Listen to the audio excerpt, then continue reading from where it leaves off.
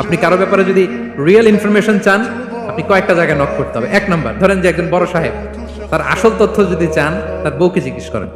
কারা জিজ্ঞেস করবেন? ওয়াইফকে জিজ্ঞেস করবেন, স্ত্রীকে, আসল তথ্য পাবেন। 2 নাম্বার, তার বাড়ির দারোয়ানকে জিজ্ঞেস করবেন। কাকে? 3 নাম্বার, তার ঘরের কাজের বুয়া, সব জানে উনি, ওই কাজের বুয়া থেকে রিপোর্ট নেবেন, ঘরে যে কাজ করে।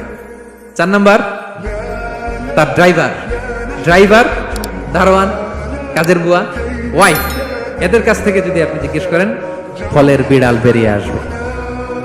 ঠিক কিনা বলেন? তো আসেন, বিষ্ণু ইসা ইসলামের যে খাদেম, কর্মচারী, তারা একটু জিজ্ঞেস করি বিষ্ণু ইসা ইসলামের আচরণ কেমন ছিল। বিষ্ণু ইসা ইসলামের খাদেমের নাম হচ্ছে আনাস রাদিয়াল্লাহু আনহু, খাদিম রাসূলুল্লাহ, বিষ্ণু ইসা ইসলামের খাদেম। আসেন ওনাকে জিজ্ঞেস করি যে বিষ্ণু ইসা ইসলামের আচরণ কেমন ছিল। আনাস রাদিয়াল্লাহু তাআলা আনহু বলেন, খাদিমতুন নবিয়্যা 10 সিনিন, আমি বিষ্ণু ইসা ইসলামের 10 বছর খেদমত করেছি, 1-2 বছর না, 10 বছর বিষ্ণু ইসা ইসলামের খেদমতে আমি নিয়োজিত ছিলাম। ফামা ক্বালা লি লিমা সানা'তা ওয়ালা লিমা লা সানা'তা, 10 বছরের মধ্যে একদিনও কখনো বলে না, এ আনাস এটা কেন করলা, এ আনাস এমনটা কেন হলো, এটা কেন করলা না, একদিনের জন্য বলে নাই। কেন এটা করছো, কেন এটা করো নাই, এরকম কোনো প্রশ্ন আমাকে কোনোদিন করে নাই। সুবহানাল্লাহ। আনাস রাদিয়াল্লাহু তাআলা কি ভুল করেন নাই? করছেন। ছোট মানুষ তো, একেবারে ছোট বাচ্চা ছিলেন।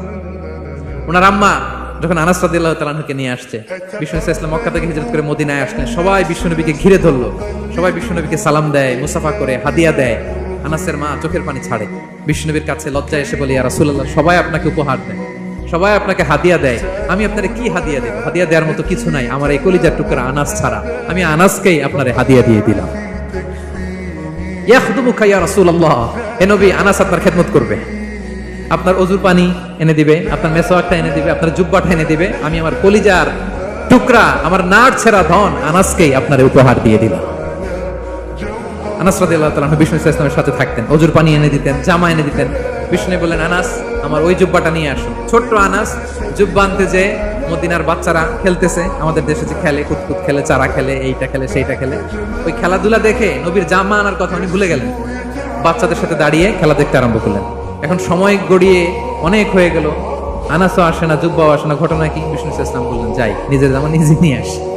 তো বের হলেন, যে দেখে সর্বনাশ, আনাসকে পাঠাইছি জুব্বা আনতে, আনাস দেখি এদিকে খেলার মধ্যে মগ্ন হয়ে আছে। বিষ্ণু ইসলাম কিছুই বললেন না, চুপ করে যে উনিও আনাসের পিছনে এভাবে দাঁড়িয়ে রইলেন, কিছুই বলে না। তো আনাস খেলা একবার এদিকে দেখে, একবার ওদিকে দেখে, একবার এদিকে ঘুরতে ঘুরতে হঠাৎ দেখে পিছনে কে?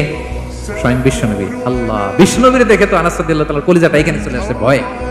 হায় হায়, আজকে খবর আছে, হায় হায়, আমার না জুব্বা আনতে বলছিল, আমি কি কাজ করলাম? ভয়ে আটকে উঠছে।